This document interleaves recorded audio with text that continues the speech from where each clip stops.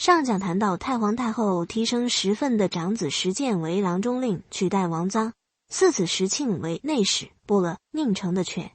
郎中令和内史都是核心岗位，换人换得这么逗，显然呢政治路线要变。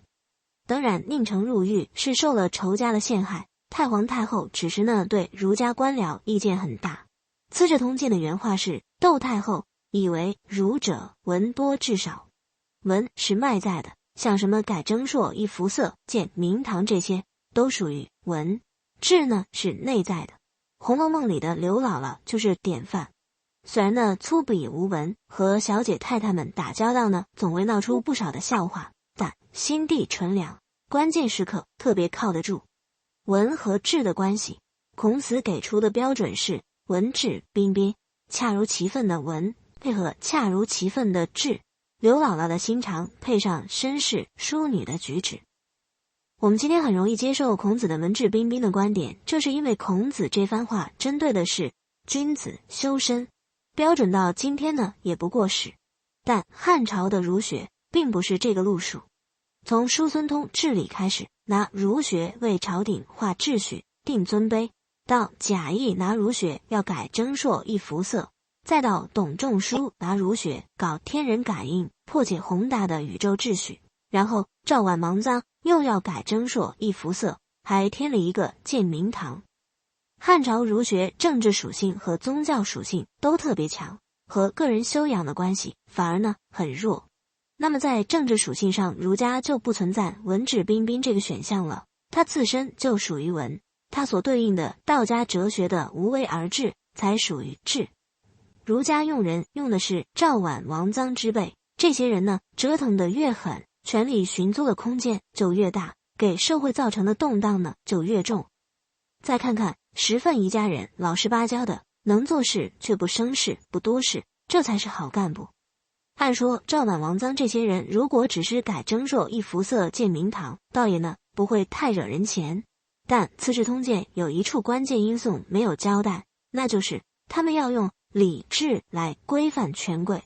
逗留长安的彻侯们该回国的就赶紧回国，他们呢还会纠察窦氏外戚和刘氏宗族当中品行不端的人，开出他们的族籍，让彻侯们离开长安，各回各的封国。这虽然呢不是新鲜事，文帝的早就做过，还让周勃呀做过表率。但武帝时代的新情况是，封侯封辣了，给窦氏王氏这两支外戚啊纷纷封侯，而这些外戚彻侯们呢又和皇族联姻，娶的呢都是公主，在长安啊过着千豪万豪的小日子，谁也不想离开。而那些被开除了族籍的人，当然呢也不会坐以待毙。这样一来，这些男男女女整天的到太皇太后那里说亲政策的坏话，老太太呀最疼自家人了，这才终于动了雷霆之怒，要彻底扭转这2年被儒家官僚带歪了的政治风气。要改变政策走向，扭转政治风气，当务之急就是在核心岗位果断换人，用谨小慎微的人替换勇敢激进的人。但问题是，仅仅凭着谦恭和谨慎，石家兄弟究竟能不能胜任这样关键性的岗位呢？石建担任郎中令，并不是唯唯诺诺没有自己的见解，只是表达见解的形式很有讲究。但凡呢有话要说，他会在没别人在场的情况下畅所欲言，态度特别恳切。而只要在朝堂上，他就笨嘴拙舌，好像啊连话都不会说的样子。因为这个缘故，石建呢很受武帝的尊重。史记还有一段记载说，石建在郎中令任上有一次奏报工作，那文件批复下来之后，这才发现自己写错了字，马字缺了一笔。石建不禁大惊失色，诚惶诚恐，生怕皇帝怪罪下来，自己就死定了。这段情节呢，就很能让我们联想到契诃夫的讽刺小说《小公务员之死》。但问题是，契诃夫笔下的小公务员真的只是一名低级职员，不要说他本人了，就算是把他吓死的那位长官，比石建都不知道低了多少级。石建现在的职位是秦二世时代赵高做过的职位，别人怕他都来不及，而他对于一处小小不言的文字错误能有这么大的反应，简直已经是病态了。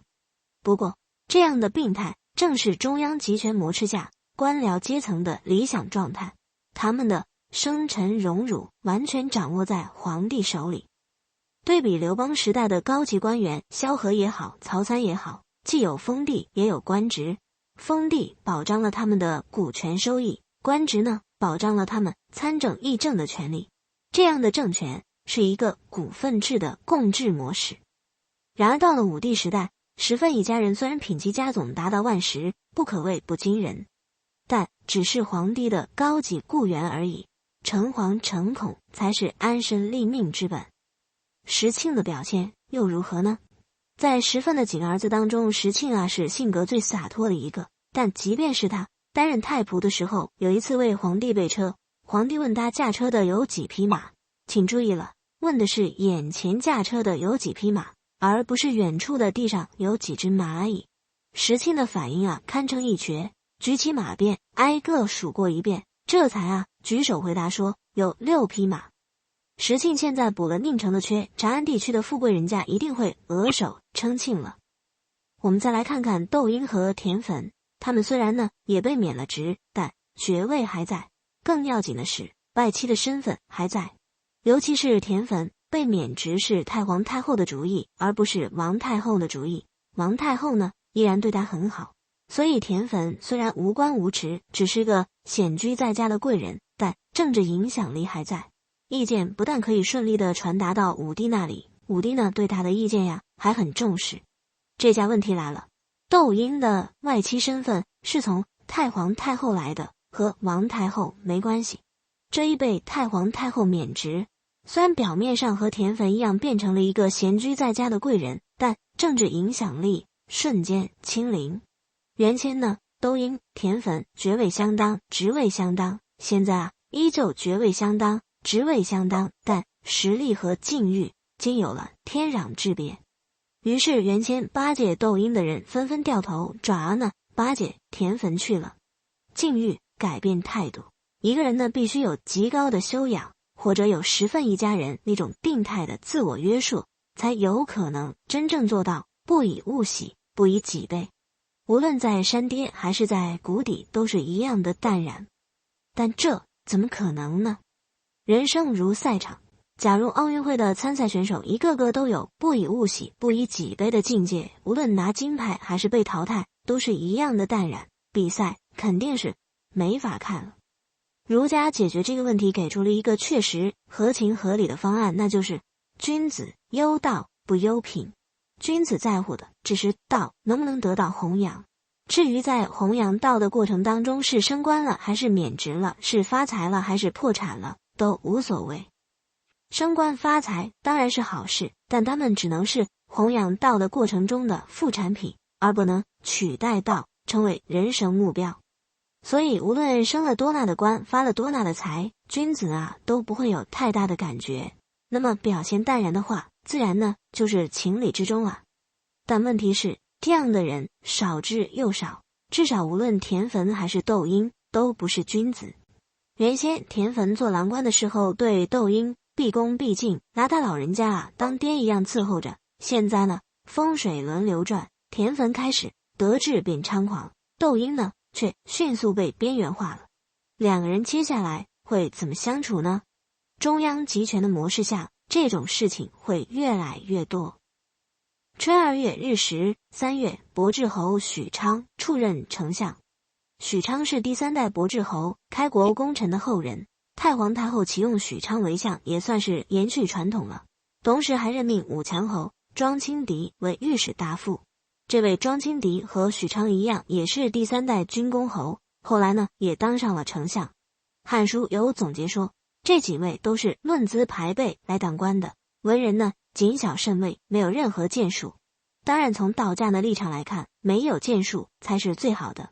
萧规曹随就是好榜样，怕呢就怕无事生非的改革家。这些军功侯的继承人反正吃的是祖上的福利，并不需要凭业绩来证明自己，所以呢也就不存在什么新官上任3把火的动力。